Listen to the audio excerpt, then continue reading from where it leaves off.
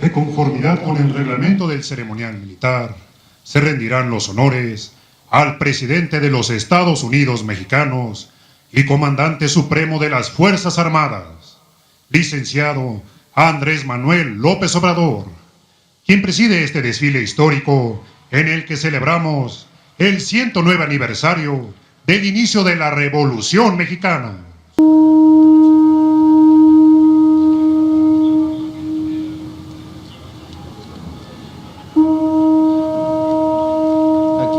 Se van a resaltar las principales civilizaciones prehispánicas, como fue la Olmeca, la Tolteca, la Teotihuacana, por última, la Azteca. Escuchamos el sonido del caracol, instrumento de viento prehispánico que hace referencia a los 4 puntos cardinales. Antiguamente con esto se iniciaban las ceremonias y rituales en Mesoamérica. Lo hace sonar en 4 ocasiones, dirigiéndose hacia cada uno de los puntos cardinales.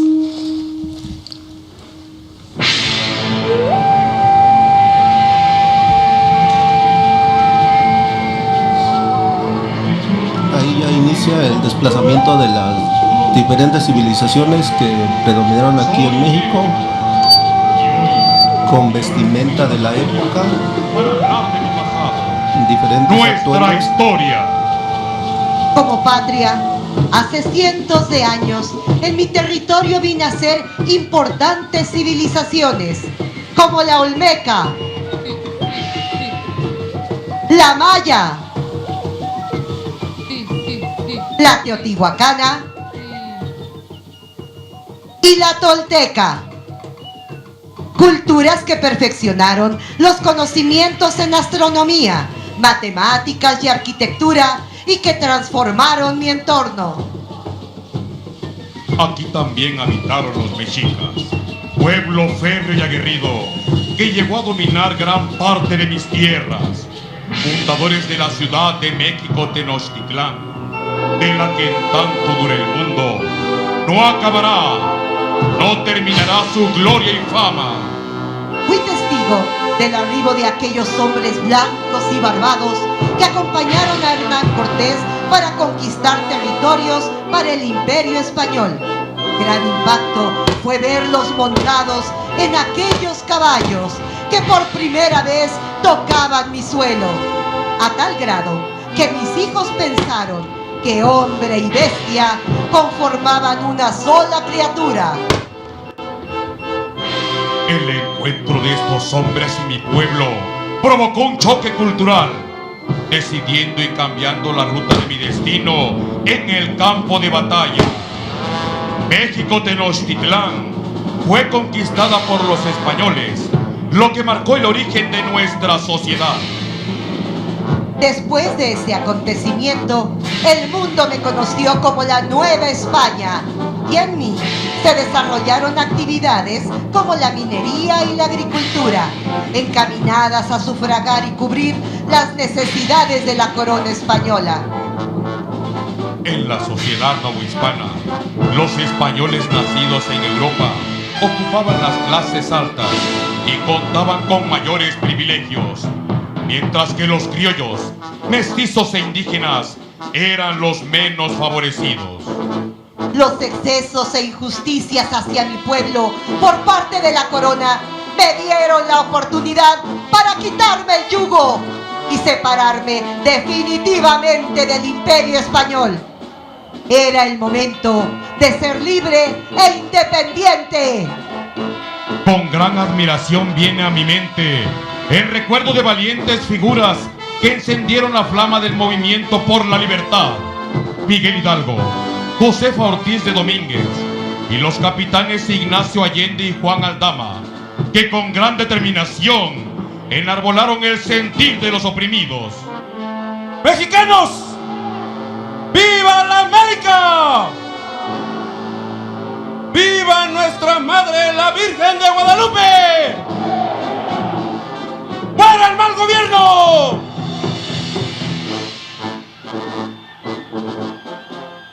Sin embargo, su empresa no fue tan fácil como se pensó. Para consumar la causa independentista, tuvieron que transcurrir 11 años de luchas, en donde vi con gran dolor como se derramaron grandes torrentes de sangre de mis hijos. Sin embargo, su sacrificio no fue en vano, ya que permitió mi primera transformación. Años más tarde, y con el fin de ser reconocido internacionalmente por otras naciones, se escribió por primera vez mi nombre, Estados Unidos Mexicanos. No obstante, las generaciones precedentes y actuales, imponiendo sus tradiciones y costumbres, me reconocen simplemente como... de lo que me siento completamente orgulloso. El reconocimiento internacional nos trajo muchos problemas y algunas naciones quisieron aprovechar mis extensos territorios para ocuparlos y explotarlos. Pero gracias al pundonor de varios patriotas, mi suelo fue defendido de diversas invasiones extranjeras. Era tiempo de fortalecer un proyecto que permitiera consolidar las aspiraciones nacionales, la soberanía, la libertad y la independencia. La Constitución de 1857 plasmó los principios para consolidarme como una gran nación. Desafortunadamente, no todos los grupos políticos pensaban igual. La confrontación civil conocida como la Reforma dividió a mis familias en dos grupos. Por un lado, los conservadores, que desconocieron a la Constitución y buscaban regresar al viejo orden de las cosas y mantener así sus privilegios. Por el otro, los liberales, encabezados por el licenciado Benito Juárez García, que defendieron los ideales plasmados en esa Carta Magna. Este enfrentamiento se decidió en mis campos de batalla. Los liberales derrotaron en varias ocasiones a los conservadores. Tiempos de paz se aproximaban. Juárez exclamó: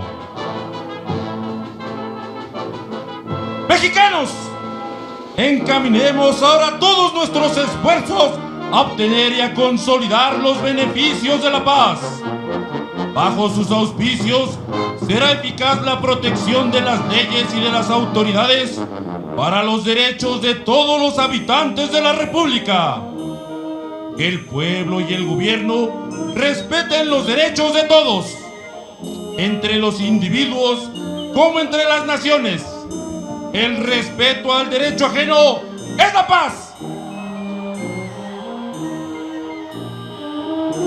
Fue así que nuevamente el sacrificio de mis vástagos consolidó el proyecto de nación propuesto por Juárez, lo que permitió mi segunda transformación. Corría el año de 1910. Estábamos de fiesta. Celebrábamos el centenario de aquel día, cuando el padre de la patria incitó a mi pueblo a luchar por mi independencia. Después de 30 años de gobierno, el presidente de la República, general Porfirio Díaz, era aclamado. Se le consideraba el creador de la paz y de mi modernidad. Los ferrocarriles eran símbolo del progreso e integración nacional. Estos habían recorrido mis montes y mis valles, impulsando el desarrollo económico en diversas actividades, como la industria, la minería y la agricultura. Sin embargo, esta paz y bienestar eran aparentes. Se aproximaba una tormenta. A lo largo y ancho de mi territorio comenzaron a brotar rebeliones debido a las precarias condiciones de los trabajadores, la injusticia y la ausencia de democracia. Se registraron en Sonora y Yucatán rebeliones indígenas en protesta por la explotación y el trabajo esclavo que les era impuesto. Recuerdo que los hermanos Ricardo, Enrique y Jesús Flores Magón, Juan Sarabia, Antonio Villarreal, Librado Rivera y Manuel Sarabia difundieron textos acerca de los derechos que mi pueblo requería a través de periódicos independientes como El Hijo del Aguizote y Regeneración, los cuales fueron leídos por mi pueblo en las plazas públicas. lo que provocó que varios sectores de la sociedad cobraran conciencia de la falta de libertades políticas y sociales. La tristeza me embarga siempre que me acuerdo de este momento. La toma de conciencia laboral y de las inhumanas condiciones de vida a la que eran sometidos mis trabajadores provocó la huelga de los mineros en Cananea, en Sonora, donde la represión dejó un saldo de 23 trabajadores muertos, 22 heridos y decenas de despedidos, apresados y deportados. Las condiciones precarias de mis trabajadores textiles generaron también una huelga en Río Blanco, Veracruz, donde el porfirismo respondió con una brutal represión, lo que constituyó el parteaguas del movimiento obrero. Ante esas condiciones y las exigencias democráticas que mi pueblo demandaba, recuerdo que Porfirio Díaz sostuvo una entrevista con el periodista James Hillman, en la cual expresó: el pueblo está preparado para la democracia, y prometió que en 1910 no se reelegiría y respetaría los resultados electorales. Tal noticia dio esperanzas a mis ciudadanos que habían sido desplazados de la vida política. Uno de ellos fue Francisco I. Madero, quien en vísperas de las elecciones fue postulado como candidato presidencial, ganando rápidamente numerosos simpatizantes. Díaz creyó que podría anular al candidato opositor, lo cual en forma democrática no lo logró, por lo que el 21 de junio de 1910, Madero fue encarcelado en San Luis Potosí y comenzó la represión contra los integrantes de su movimiento. Fue así que vi con dolor que los principios democráticos en mi territorio se veían mancillados por la intransigencia al cambio. Porfirio Díaz no cumplió su palabra y por medio de un fraude en las elecciones volvió a reelegirse en contra de la voluntad de mi pueblo. Los que antes gritaban ¡Viva Porfirio Díaz!, cambiaron su grito por ¡Muera la dictadura! ¡Viva la libertad! ¡Viva Madero!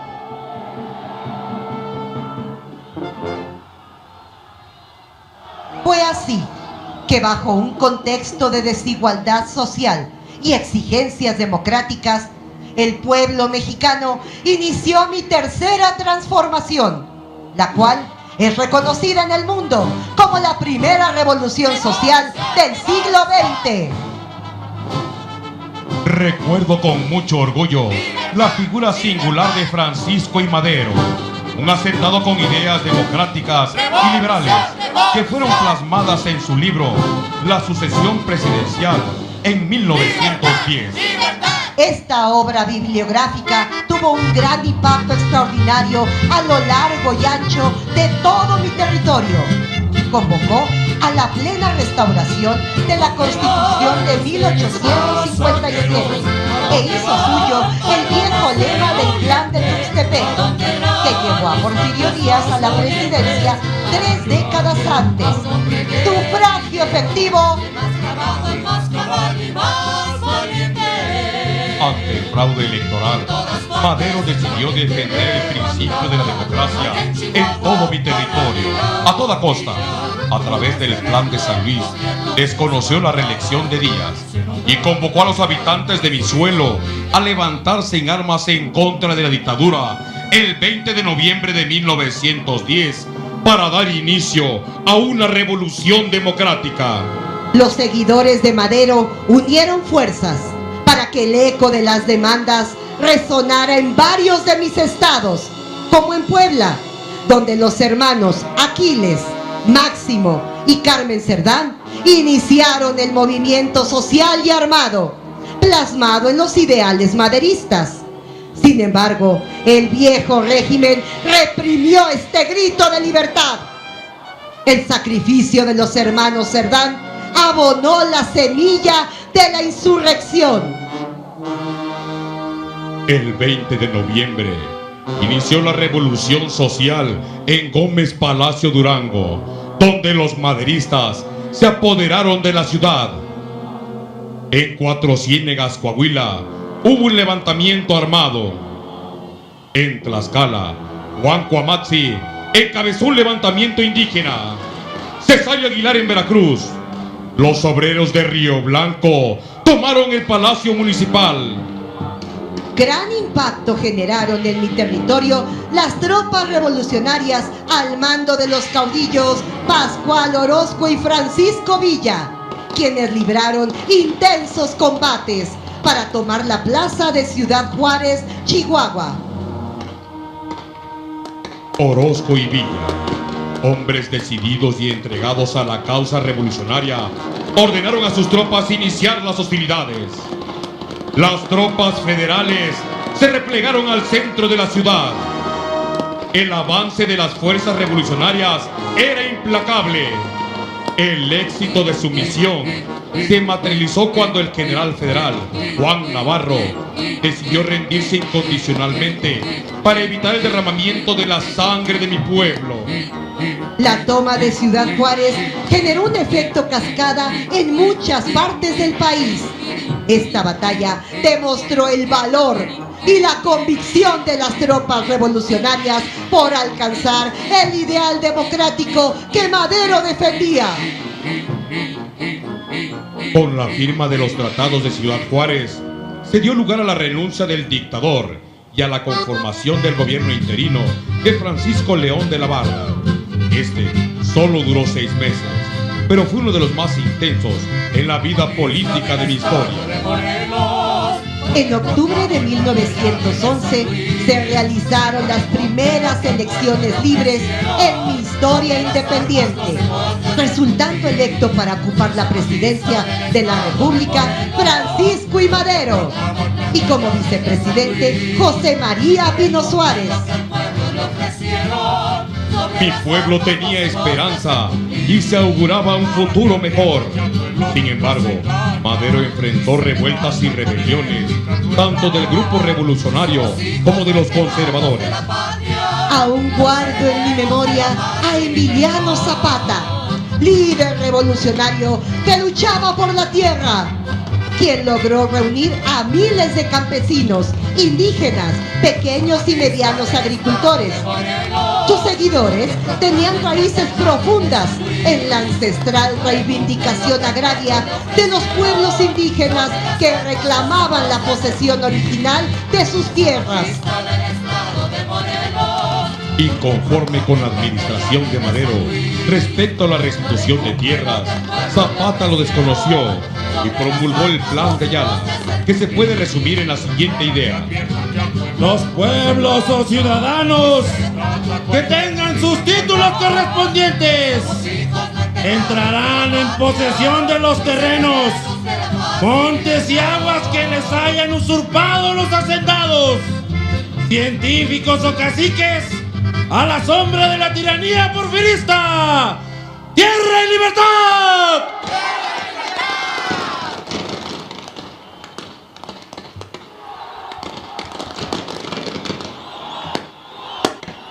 El viejo régimen porfirista se negaba a morir. Los vientos de guerra recorrían mi ciudad capital. En la madrugada del 9 de febrero de 1913, un grupo de hombres decidió ir en contra de las instituciones representadas en el presidente Madero. La sublevación fue encabezada por Bernardo Reyes, Félix Díaz y Manuel Mondragón, quienes lograron convencer a una fracción de la guarnición de la Plaza de la Ciudad de México e intentaron apoderarse del Palacio Nacional. El presidente Madero, que se encontraba en la residencia oficial en el castillo de Chapultepec, fue informado de la traición. Ante estos acontecimientos, decidió defender el orden constitucional, por lo que recurrió a los jóvenes que se formaban en el colegio militar para enviar un mensaje de fortaleza e integridad a mi pueblo. Madero arengó a los cadetes de la manera siguiente: Jóvenes cadetes, unos cuantos malos mexicanos militares y civiles se han sublevado esta madrugada contra mi gobierno. En estos momentos, la situación ha sido dominada por el pundonoroso general Lauro Villar, comandante de la guarnición, y el Palacio Nacional está en poder de las tropas leales a las instituciones legalmente constituidas. Van a escoltarme en columna de honor hasta Palacio Nacional para demostrar al pueblo capitalino que hemos triunfado, derrotando a los infidentes desleales.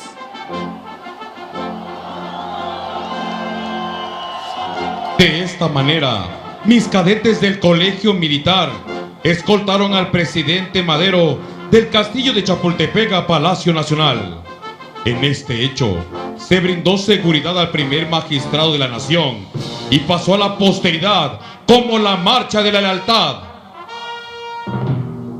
El general Victoriano Huerta, con el apoyo del Ejército Federal y del embajador estadounidense Henry Lane Wilson, traicionó al presidente Madero, a quien tomó preso junto con el vicepresidente José María Pino Suárez, y mediante la fuerza los obligó a renunciar a sus cargos. Días después, el deshonor de Huerta fue trazado por las balas de la traición, que cegaron la vida de Madero y su vicepresidente. Con su muerte, Madero se convirtió en el apóstol de la democracia y en un poderoso símbolo que convocó la revolución política y social contra el usurpador. Después de 10 días de intensos combates en el centro de mi ciudad capital, conocidos por mi pueblo como la Decena Trágica, el Senado de la República nombró presidente al general Victoriano Huerta, quien mediante telegrama informó a los gobernadores de los estados de la Federación su nuevo cargo. Venustiano Carranza, gobernador del estado de Coahuila, no estuvo de acuerdo con este acontecimiento, ya que se quebrantó el orden constitucional. Por lo tanto, convocó al Congreso de su estado para dar a conocer su postura ante esta situación. El orgullo me embargó, ya que la valentía de los hombres que formaban parte de la 22ª legislatura del estado de Coahuila emitieron el decreto 1421, de fecha 19 de febrero de 1913, mismo que en su parte medular indicaba: se conceden facultades extraordinarias al Ejecutivo del Estado en todos los ramos de la administración pública para que suprima los que crea convenientes y proceda a armar fuerzas para coadyuvar al sostenimiento del orden constitucional. Me causó gran esperanza que un grupo de revolucionarios se reuniera con Carranza en la hacienda de Guadalupe con el fin de formular un documento que tuviera gran alcance y estableciera un plan político que sirviera de guía en la lucha que estaba a punto de iniciar para mantener el orden constitucional. El clarín de la guerra emitía sus sonidos de convocatoria para luchar por la libertad, la igualdad y la democracia. La firma del Plan de Guadalupe estableció los lineamientos bajo los que se lucharía en la revolución constitucionalista, entre los que se encuentran, primero, el desconocimiento del gobierno huertista. Segundo, la creación del ejército constitucionalista. Tercero, se nombró a Carranza como primer jefe del ejército constitucionalista y encargado del poder ejecutivo.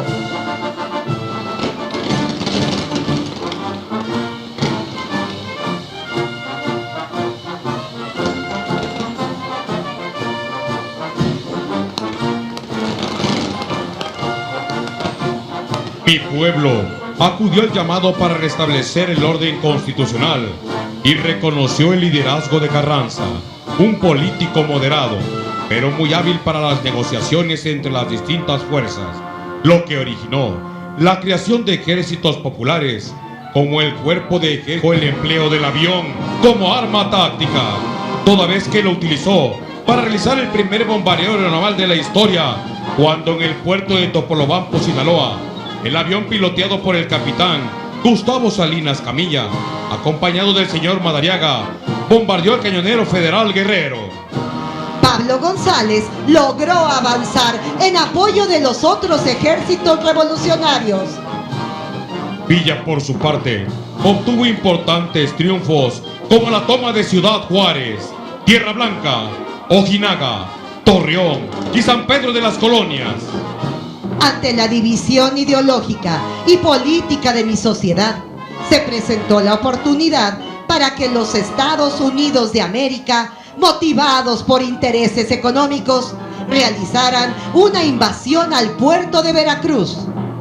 Guardo en mi memoria aquel 21 de abril de 1914. Mi puerto de Veracruz amaneció bajo nubarrones de tormenta y mar intranquilo. Cientos de marinos estadounidenses empezaron a desembarcar para tomar el puerto ante una feroz resistencia de mi gente. En este suceso, el comodoro Manuel Azueta lanzó una vibrante arenga a los cadetes de la Escuela Naval Militar al decir: ¡A las armas, muchachos! ¡La patria está en peligro!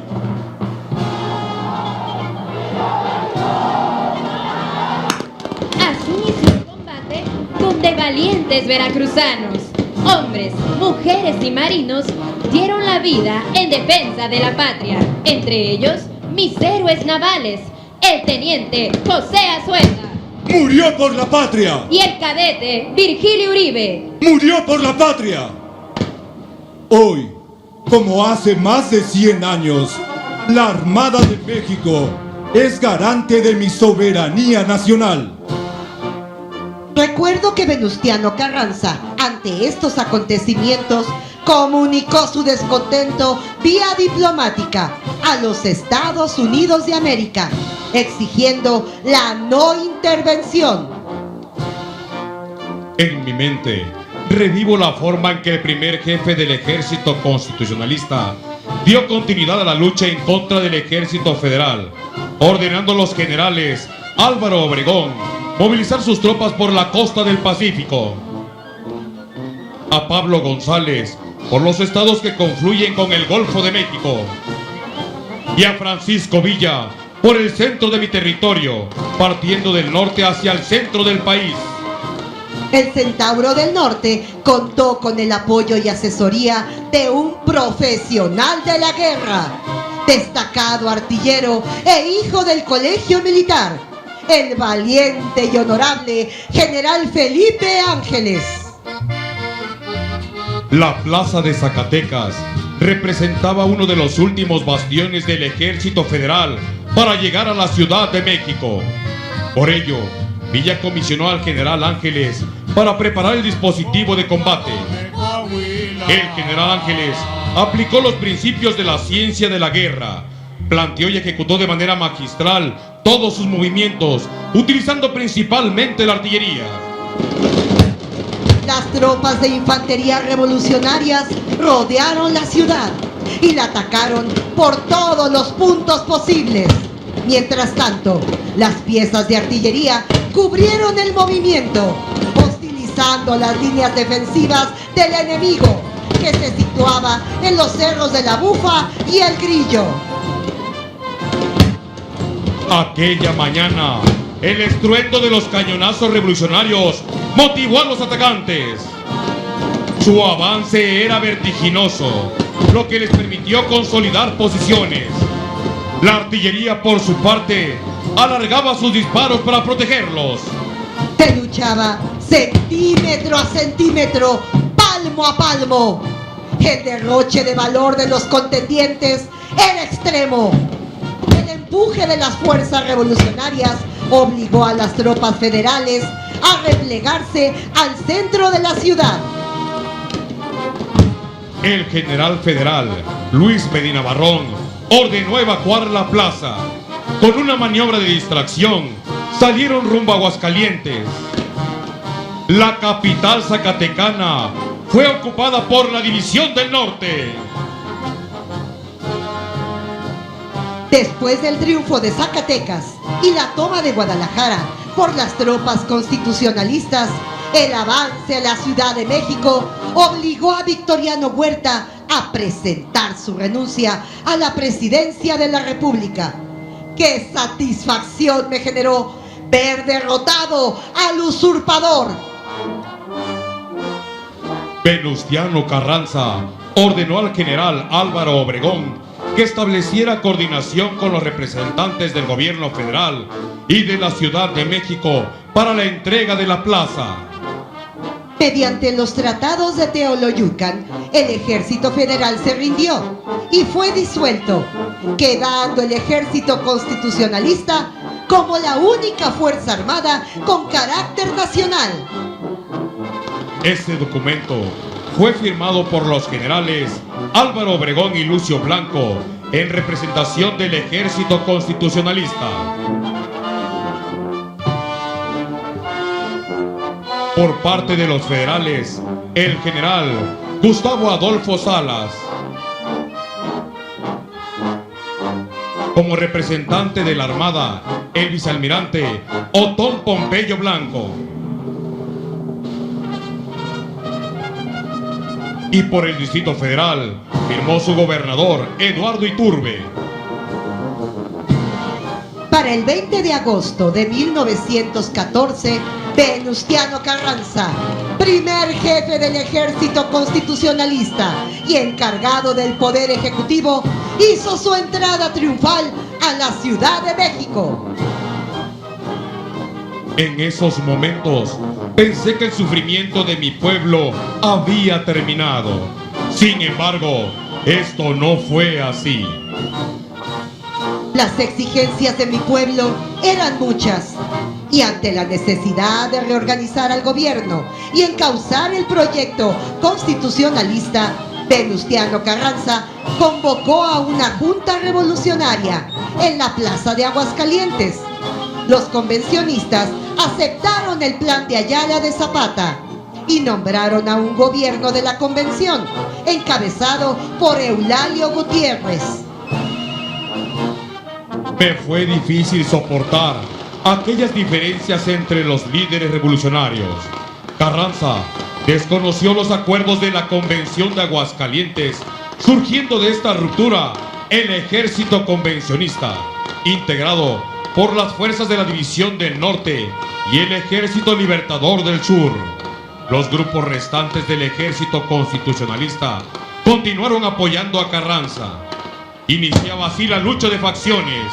Una vez más, la sangre de mi pueblo se regó en mis campos de batalla. Desafortunadamente, mis hijos se enfrentaban en una lucha civil que culminó con las batallas de Celaya, mismas que fueron decisivas para determinar a un triunfador, los constitucionalistas.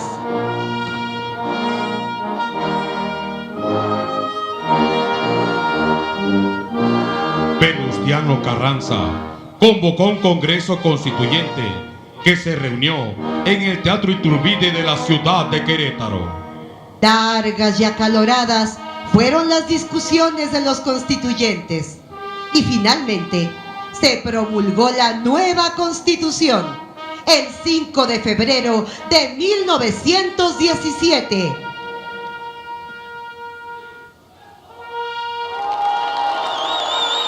En ella se plasmaron las reformas políticas y sociales que demandaba la revolución y que mi pueblo requería, y se vieron reflejadas en los artículos 3º, en el cual se estableció un modelo de educación pública, laica y gratuita.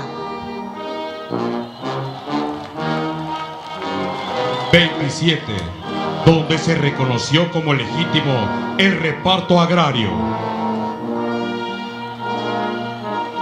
Y 123, que recogió las principales demandas que provenían desde el magonismo a favor de reconocer el derecho a la huelga, fijar la jornada laboral, establecer el salario mínimo y prohibir el trabajo infantil.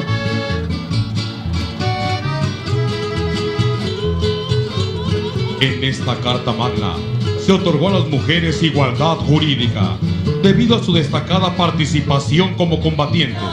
Llamadas Adelitas, recorrieron el campo de batalla y fueron dignas representantes de diversos hechos de armas, comportándose en todo momento con valor y abnegación. A partir de la segunda década del siglo XX, se dio el amanecer de un nuevo régimen revolucionario, democrático y con libertades que renovó mi estructura y permitió mirar hacia el futuro con esperanza por un mejor bienestar para mi pueblo. Recuerdo con entusiasmo y entera satisfacción la administración del gobierno del general Lázaro Cárdenas del Río, quien apoyó a mis trabajadores y campesinos para mejorar sus condiciones de vida laboral. El mejor ejemplo, sin duda, es el Sindicato de Trabajadores Petroleros, quien exigió un contrato colectivo de trabajo, trato igualitario y aumento salarial. A pesar de estas demandas, la respuesta de los empresarios fue negativa. Por ello, mis trabajadores se organizaron para exigir el cumplimiento de estos derechos, llevando a cabo diversas manifestaciones populares en la Ciudad de México y en los principales centros de explotación petroleros. Fueron días complicados, lo recuerdo bien. La relación obrero-patronal se tensó a tal grado que el gobierno de Lázaro Cárdenas tuvo que intervenir como mediador en el conflicto.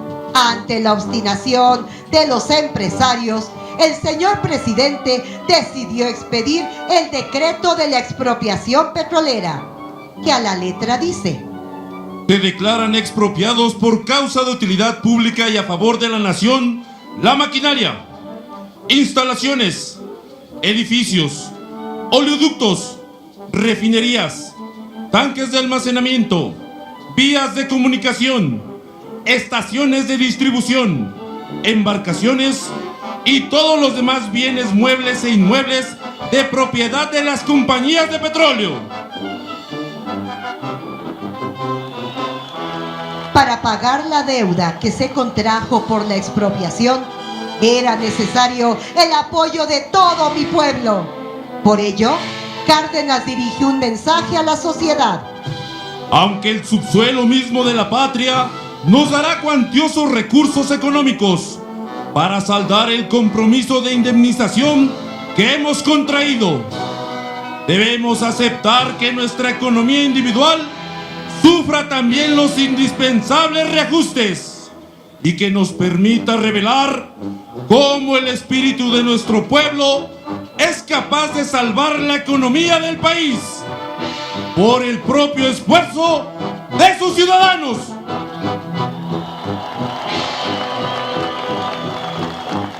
Es inolvidable aquel día cuando todo mi pueblo, conmovido por esta causa justa, sin importar su condición social, acudió en gran número a los centros de acopio instalados a lo largo y ancho de todo mi territorio. Observé con admiración a mis niños, jóvenes, mujeres y hombres realizar donaciones con artículos tan variados como gallinas, guajolotes, joyas, alhajas, muebles, radios, ropa, planchas, colchas, alcancías y dinero en efectivo. La expropiación petrolera marcó un antes y un después en mi historia moderna. Fue el primer acto de soberanía de un Estado posrevolucionario con fuerte apoyo y legitimidad social. Al mismo tiempo, configuró la esencia de una presidencia de la República fuerte y con gran arraigo popular. Como resultado de la expropiación petrolera, fue necesario incrementar mi poder naval para proteger la extracción y exportación del petróleo, así como brindar seguridad a mis litorales del Pacífico y del Atlántico para salvaguardar mis recursos y mi soberanía. 11.122 kilómetros de costas, más de 3 millones de kilómetros cuadrados de zona económica exclusiva y 98 puertos son los que me conectan actualmente con el mundo. Me remonto algunos años atrás, al 4 de octubre de 1821, cuando se establecieron los orígenes de la Armada de México. Poco después, el 23 de noviembre de 1825, se consolidó mi independencia en el mar, fecha histórica que posteriormente, el año de 1991, fue declarado por decreto presidencial como el Día de la Armada de México. Estos importantes acontecimientos forjaron el presente de la Secretaría de Marina. En el año de 1939, el presidente Lázaro Cárdenas separó a la Armada de México de la Secretaría de la Defensa Nacional y creó el Departamento de la Marina Nacional. Un año después, en 1940, es promovido al rango de Secretaría de Estado, con el nombre de Secretaría de Marina, siendo su primer secretario el general de división Heriberto Jara Corona, constituyente de 1917. Desde entonces, la Secretaría de Marina vela por mi pueblo en el mar, en el aire y en la tierra. La misión no era fácil. Fortalecer la defensa de mis costas y mares era necesario. La guerra se aproximaba. En mi memoria está grabado aquel hecho de gran trascendencia. El presidente Manuel Ávila Camacho, en defensa de mi honor, y después del hundimiento de mis buques, Potrero del Llano y Faja de Oro, decretó el estado de guerra de la forma siguiente. México en la actual contienda guerrera se ha abstenido de todo acto de violencia y no ha escatimado ningún esfuerzo para mantenerse alejado del conflicto. Es imposible dejar de reconocer y de proclamar sin menosprecio del honor nacional y de la dignidad de la patria la existencia de un estado de guerra. Por ello, el presidente Ávila Camacho, el 10 de febrero de 1944, decretó la reforma constitucional que dotaba de carácter de institución armada a nuestra Fuerza Aérea Mexicana, la cual realizó un esfuerzo de guerra creando la Fuerza Aérea Expedicionaria Mexicana, formando parte de ella el Escuadrón Aéreo de Pelea 201, quienes lejos de mi suelo me defendieron con brillo y honor. En su destacada actuación, recordaron las palabras del general Francisco Luis Urquizo cuando les entregó la bandera de guerra. En las pruebas que le reserva la guerra, sientan latir al unísono con los suyos los corazones de todos los mexicanos, y que la bandera que les envió el presidente vuelva con ellos desgarrada, tal vez por las balas del enemigo, pero con gloria.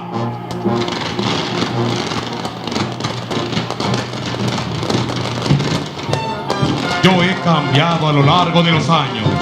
Sin embargo, continúo con mi pueblo en un gran proceso de transformación para hacer plenos y efectivos los postulados y derechos que fueron las aspiraciones por las que miles de mis mujeres y hombres lucharon durante la revolución.